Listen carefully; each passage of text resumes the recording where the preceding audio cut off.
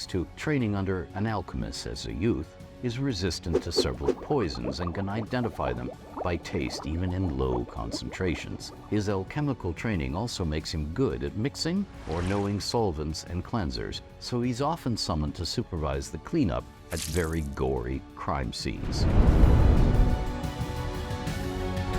Hail and well met, and welcome back to more Realms Lore. And today we're talking about one of everybody's favorite locations, created by the original creator of the Forgotten Realms himself, Sir Ed Greenwood. And that's Waterdeep. We are talking about crime and punishment, baby. Want to fill them in a bit, bud? Sure. So, after the events of my novel Death Masks, what does Waterdeep City Watch look like? We'll get to meet its commanders, and we'll get to hear about how it operates. How exactly do the police of Waterdeep police Waterdeep? And if you're enjoying these videos, please consider becoming a protector of the realms by heading on over to patreon.com/EdGreenwood. And your support over there not only directly supports Ed, which is amazing, but it also directly contributes to us being able to continue making videos for you here. So thank you so much. Mind your P's and Q's, try not to break any major laws, and please enjoy this video on The Watch. Ever watchful. The City Watch of Waterdeep today. Following the events recounted in my novel Death Masks in 1491 DR, the Watch was reformed to remove any corrupt members loyal to Neverember, Kazandar, the Xanathar, or other independent interests. Though these reasons were never made public, the lords publicly announcing they were seeking efficiencies to keep costs down so taxes would not have to be raised, with some ranks disappearing and others being transferred, along with their incumbents, into the split-off from the City Watch again, City Guard. So, the City Guard. The Guard, not the Watch, keep watch for approaching trouble from the city walls. They mount frequent armed patrols along the roads radiating out from Waterdeep for a full day's ride or even farther to keep the peace, eliminate brigands. They staff the city gates and the harbor docks to greet and inspect all arrivals, and they provide bodyguards for the city's magisters, judges. The Guard are housed in Castle Waterdeep and various city wall citadels and have cavalry and can put on heavy armor with lances and thundering charges and all. The reforms. In contrast to the Guard, who are Waterdeep's army, the Watch are the city's police. They patrol the city streets, every patrol being reinforced by a wizard, and usually also a novice in training. In practice, often used as a run-and-get-help errand runner of the Watchful Order of Magists and Protectors. When the dust settled in mid-1492 DR, some veteran Watch officers had been promoted, some were gone, in a few cases into prison, in others into permanent exile, and a handful had been demoted. So now, in 1499 DR, the officers of the Watch are Commander of the Watch, Sharindra Havalonder. This middle-aged Chondathan human woman is a hard-bitten, long-time veteran of the Watch. She's a curly-haired but shorn short, buxom blonde who has several scars on her face, neck, and forearms, a flat, gruff voice, and infinite cynicism. She likes to act humorless, but derives great amusement from human deceptions and foibles. She has utter control of her face and voice, so only shows her true emotions when she wants to. She likes to act impatient to goad underlings into getting on with things, but in truth is patient indeed. Civilar for Sea Ward, Andramus Tethcalant.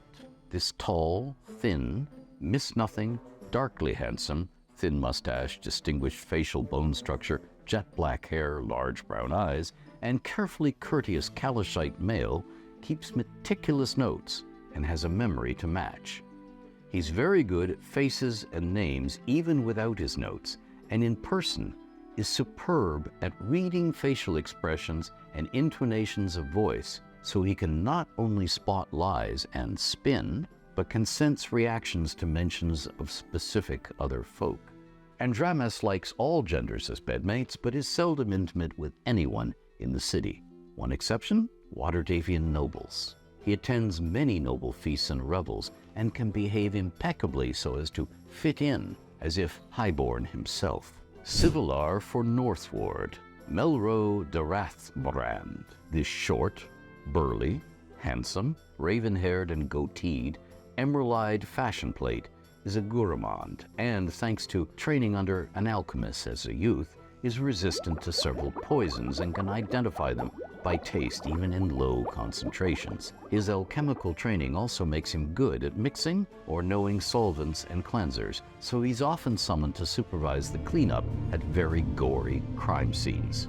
Melro is no fool, knows every noble in the city, and tries to attend all of their revels, though shrewd nobles are now keeping him away from some conversations and most trysts, often by distracting him with staged, juicy things to see and hear. This gives his colleague Andramus Tethcalant far more room to operate in, for now. Civilar for Castle Ward, Jarath Miruk, really Jarath with an E. This darkly handsome, long-bearded gold dwarf has black hair and hazel eyes that in some lights look almost mauve. She pretends to be a curt, no-nonsense male, avoiding laughing. Her laughter is high, merry, and feminine sounding, and she knows it. In public, she'll snort instead. She's actually a clanless, as in she rejected her kin, Clan Simmerforge, as their haughty, we're better than all others attitude disgusts her. Female. Laryl and all senior watch officers know this. Jarath goes on rare vacations to Scornuvel and Seacomber, where she sometimes revisits longtime elf and half-elf lovers of both genders. For the Watch, Jarath specializes in keeping track of merchant traders who visit the city often, whom they do business with, and for what goods. Civilar for Trades Ward, Barandrel Helvarth. This wall-eyed, perpetually grinning, ruddy-faced, and frequently jesting Lightfoot halfling male has brown hair, brown eyes, and large natural gaps in his front upper teeth. He keeps clean, but otherwise doesn't care about his clothing style or state of repair. He genuinely likes people and wants to see the good in them, but has a keen sense of deception and when someone isn't telling all.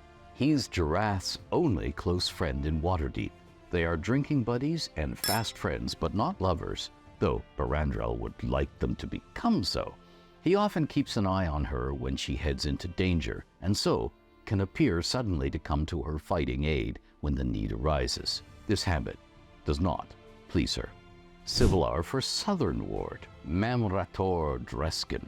This tall, broad-shouldered, and large-jawed, muscular lummox of a Tetherian male is brown-haired and blue-eyed with dusky skin.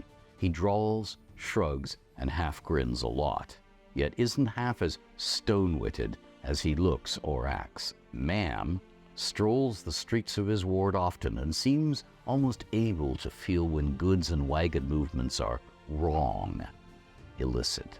Locally infamous for his surprise inspections of warehouses, shop storerooms, and handcarts, which, in Elminster's and Mert's shared opinion, just pushes a lot of criminal activity into Dock Ward. On rare occasions, Mamdrator plunges into tavern brawls and uses them to drive home a few painful lessons to habitual criminals before restoring order. Civilar for Dock Ward, Salark Hamandro. This handsome Damaran male has brown hair and eyes, fair skin, a lopsided grin, and a sharp-tongued sardonic manner. He carries on a friendly running feud of words with Mert and delights in bluntly speaking truth to power. Laryl loves him for this and often confers with him about how to handle difficult Waterdavians, nobles or wealthy merchants who are determined to push the limits of the code legal, trusting in their popularity and many connections to get away with it. Solark is very clever at coming up with ways the Watch can maneuver such individuals into situations where they'll look bad and lose popularity if they continue flouting laws. Solark is himself very popular with ladies at the city's clubs and overhears and remembers a lot in such situations without ever appearing to pay much attention to anything except flirtation. Civilar for Field Ward, Sareura Druin. This blonde, emerald-eyed, small and slender half-elf female can pass for a human and even a human youth of any gender if she dresses, acts, and disguises herself appropriately. Increasingly, she does this, getting dirty and wearing ragged clothes and hurrying around her ward alone as if fearfully carrying out a mission for someone who's apt to beat her. Civilars is apt to keep silent, but see all, and to forget no name or face. She can explode into action if need be, and is deft at hurling knives or batons, the Waterdevian name for naval belaying pins used to stun or knock cold. She's slow to anger, but when it erupts, she can be vicious, leaving criminals with broken fingers and worse. Apt to work alone and want to be in control, but is increasingly coming to Mert, Elminster, and the commander of the Watch as she sees shady cabals infiltrating Field Ward, and a brewing confrontation with the spies and contacts of the Xanathar's Guild stationed there. Civilar for Undercliff Ward, Mrachin Mrach Crovond. This nondescript, fringe-bearded, tired-looking, middle-aged Eluskan man has red hair, gray eyes, and fair skin. Like Civilars Druin, he likes to wander his ward alone in old clothing, posing as a wastrel or a casual coin laborer, watching and listening without seeming to. Like Druin, he's increasingly worried about outlander costers and cabals infiltrating his ward and what he sees as a coming power struggle between them. Mrach can be a superb actor when he wants to be, acting misshapen and weak or playing the part of a bewildered Tashlutin or borderer far from home. He often wears a hooded docker's keep-warm jacket and a variety of old, poorly made footwear. Civilar for Mistshore Ward, Nelcathra, Nails, Thrunsummer.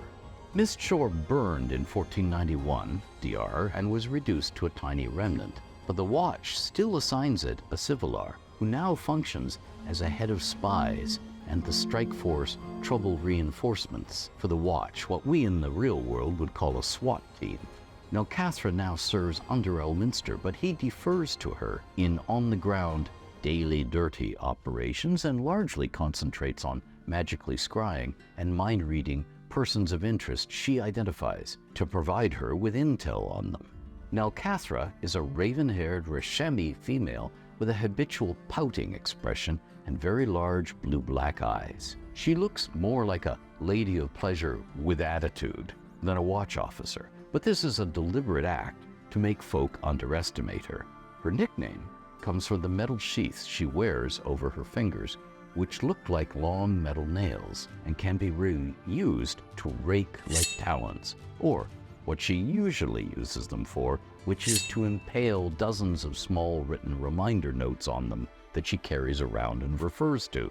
A former adventurer, she's a cunning street fighter, a veteran of many tough fights. Under Commander Sharindra Havalander's regime, Civilars are expected to keep discipline and see to training for watch officers active in their wards and to be the experts on their wards for any watch officers who may need their knowledge, regardless of rank. They aren't expected to be detectives. Such investigative roles are held by a few senior watch officers who hold special titles or offices and work to solve murders, trace conspiracies and complex criminal gang plots, and to investigate possibly corrupt watch officers. They officially report directly to the commander, but in practice are increasingly under the direction of Elminster. Mert is not part of the Watch. He's one of Open Lord Laeral's personal outside-the-law agents. And there you have it, Waterdeep's Watch, as we enter 1500 DR, Dale Reckoning, Realms Forever.